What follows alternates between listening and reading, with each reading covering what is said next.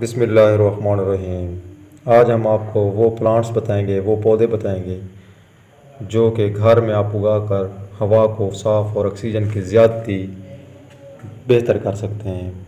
उनमें money plant है, snake plant है, पीस लिली है और लिवेंडर है, मिंट है जिसको पुदीना भी कहते हैं। कुछ हमारे पास होते हैं, कुछ पर मिल जाते हैं। एलोवेरा जो होता है वो भी है, सेज है और